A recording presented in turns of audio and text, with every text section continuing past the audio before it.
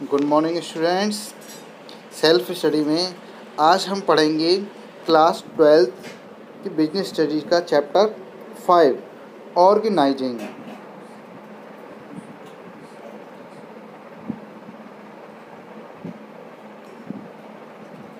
दोस्तों, सबसे पहले हम समझते हैं ऑर्गेनाइजिंग का मीनिंग क्या होता है। Organising can be defined as a process. सबसे पहले हम ये ध्यान रखें कि ऑर्गेनाइजिंग एक प्रोसेस है। हम फर्स्ट चैप्टर में पढ़ चुके हैं 5 प्रोसेस होती हैं। इसमें हमारा पहला था प्लानिंग। अब हम पढ़ने जा रहे हैं organising. Initiate implementation of plan by clarifying jobs and working relation. तो यहाँ पे ध्यान रखें, प्लान जो हमने बनाया था, पिछला जो चैप्टर हमने पढ़ा था प्लानिंग, तो वहाँ जो हमने प्लान बनाए हैं, किसी भी टॉप मैनेजमेंट ने जो प्लान बनाया है उसको इम्प्लीमेंट करना, यानी कि उसे अप्लाई करना, उसे लागू करना। किस तरह से लागू करना? क्लियरिफाइंग जॉब्स, यानी कि जितनी भी जॉब है वो एकदम नीट एंड क्लियर होनी चाहिए। और working relationship and effective developing resources for attainment of the organization goal. तो यहाँ दो चीज़ें क्लियर हैं कि प्लान में जो भी कुछ हमने डिसाइड किया है उसमें उसको पूरी तरीके से इम्प्लीमेंट करना विद क्लियरिफाइंग जॉब्स, की एम्प्लॉय को पता रहे कि उनकी जॉब क्या है, उन्हें क्या करना है। सेकंड, उन्हें ये पता रहे कि दो एम्प्लॉय के बीच में रिलेशनशिप क्या है, यानी कौन जूनियर है और कौन सीनियर है, एम्प्लॉय को किसको जवाब देना है और एम्प्लॉय को ऑर्डर कौन देगा, ये हर एम्प्लॉय को पता होना चाहिए। तो that is the definition of organising. आगे चलते हैं।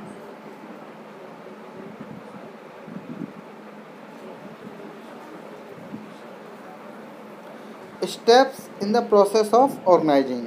ऑर्गेनाइजिंग के स्टेप्स क्या हैं? अगर हम ऑर्गेनाइजिंग करने जा रहे हैं तो कौन कौन से स्टेप्स हैं? We should follow them. These are the steps. First step, identification and division of work, यानी सबसे पहले हमें आइडेंटिफाई करना है। This the function of organising start with identification of total work, यानी हमें काम क्या करना है ये सबसे पहले हमें पता होना चाहिए। जब हमें अपने वर्क का पता लग जाए, then division of work, we divide the work total work into compact job, यानी अगर हमें ये पता चल जाए कि हमारा टारगेट क्या है, अगर हमें ये टारगेट पूरा करना है, फिर हम क्या करेंगे, इसको कॉम्पैक्ट जॉब में डिवाइड कर लेंगे, यानी छोटे छोटे टुकड़ों में हम इसको डिवाइड कर लेंगे और एक एक करके सबको कंप्लीट करते चले जाएंगे। तो किसी भी काम को करने का यही सबसे बेस्ट तरीका होता है कि हम सबसे पहले अपना टारगेट पता करें, टोटल वर्क पता करें और उसको छोटे छोटे टुकड़ों में डिवाइड करें। फॉर एग्जांपल, जैसे हमें 1 लाख यूनिट प्रोड्यूस करनी है मोटरसाइकिल की, तो ये हमारा 1 साल का टारगेट है। हम क्या करेंगे, सबसे पहले इसको मंथली डिवाइड करेंगे। तो मंथली अगर हम डिवाइड करें तो लगभग हमारे पास 8 से 9,000 के बीच में हमारे पास एक मंथ का टारगेट होगा, यानी हमें हर मंथ में 8 से 9,000 के बीच में बाइक्स तैयार करनी है।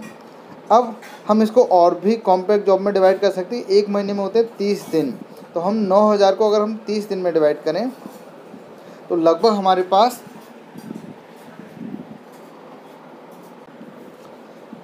हमारे पास जो कार होंगी पर डे वो होंगी 300 कार पर डे।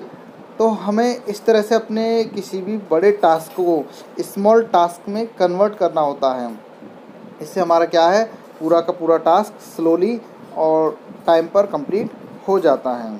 तो ऑर्गेनाइजिंग का फर्स्ट स्टेप है identification and division of work. आगे चलते हैं।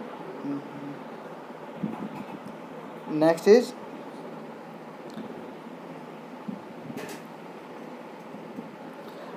डिपार्टमेंटेशन और डिपार्टमेंटलाइजेशन, जैसे हम कह सकते हैं ग्रुपिंग ऑफ वर्क, यानी अभी हमने जो वर्क डिवाइड किया है हमें उसके लिए ग्रुप्स मेंटेन करने हैं। After identification and division of work, the next step is group related to the similar job, यानी अब हमें ये पता करना है कि हमारे पास जो काम है, जो हमारे पास टास्क है, जो वर्क है, हम उसके लिए ग्रुप्स बनाएंगे। जैसे यहाँ हम एक एग्जांपल ले सकते हैं कि हमारे पास सेल एंड एडवर्टाइजमेंट एक्टिविटी में be group under the marketing department, यानी कि सेल करना है हमें अपने प्रोडक्ट को और उसका एडवर्टाइजिंग भी करना है, तो हम इसके लिए ग्रुप बना सकते हैं एडवर्टाइजिंग या मार्केटिंग, या हम दोनों को अलग अलग ग्रुप में भी रख सकते हैं। इसके अलावा हम ढेर सारे और भी ग्रुप्स तैयार कर सकते हैं, जैसे एक फर्म के अंदर प्रोडक्ट को परचेज भी करना है, प्रोड्यूस भी करना है, उसका एडवर्टाइज भी करना है, उसकी मार्केटिंग भी करनी है, सेल भी करना है, इंक्वायरी को भी जो इंक्वायरी आएंगी उनको भी हैंडल करना है। तो इस तरह से अगर हम देखें तो हमारे पास नंबर ऑफ़ टास्क बहुत सारे हैं, तो हम इनके लिए अलग अलग ग्रुप बना सकते हैं। यानी हमारा एक डिपार्टमेंट होगा, इसे ग्रुप भी कह सकते हैं हम डिपार्टमेंट। परचेज डिपार्टमेंट, जिसका मेन टास्क होगा कि केवल परचेज को मेंटेन करना। दूसरा हमारा ग्रुप है, दूसरा हमारा डिपार्टमेंट है प्रोडक्शन डिपार्टमेंट, जिसका काम है गुड्स को, रॉ मटेरियल को फिनिश्ड गुड में कन्वर्ट करना। तीसरा हमारा एडवर्टाइजिंग, चौथा हमारा सेल। तो ये सारे जो डिपार्टमेंट हैं ये एक पर्टिकुलर टास्क को ही पूरा करेंगे। तो ये है हमारा सेकंड स्टेप ऑर्गेनाइजिंग के अंदर, कि हम डिपार्टमेंट्स तैयार करें जो कि एक पर्टिकुलर फील्ड को ऑपरेट करेंगे। Next, assignment of duty. अभी हमने डिपार्टमेंट बना दिए, परचेज, हमारे पास नंबर ऑफ़ डिपार्टमेंट है, purchase department, sale department, advertisement department, finance department.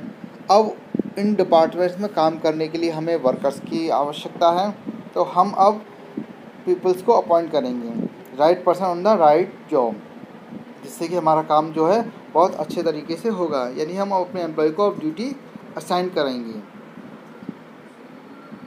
Fourth step है हमारा एस्टेब्लिशिंग रिपोर्टिंग रिलेशनशिप।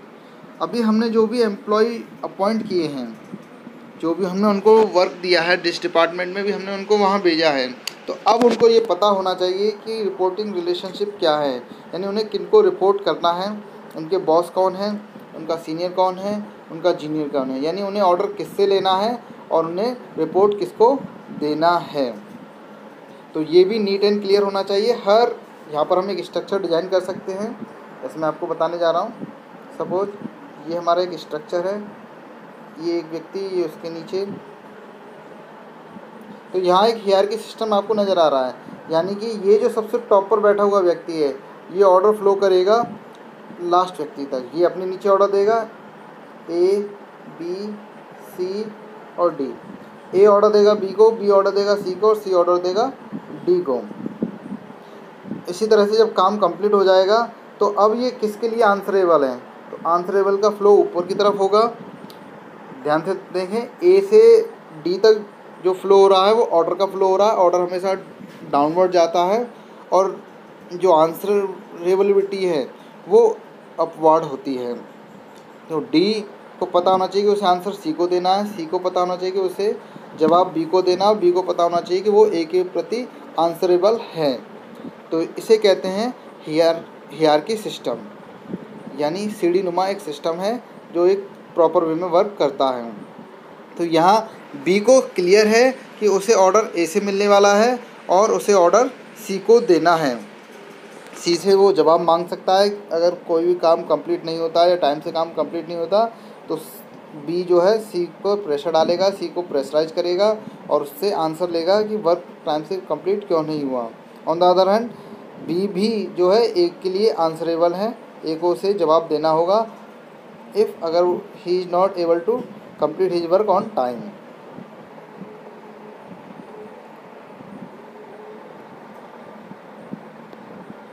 आगे चलते हैं।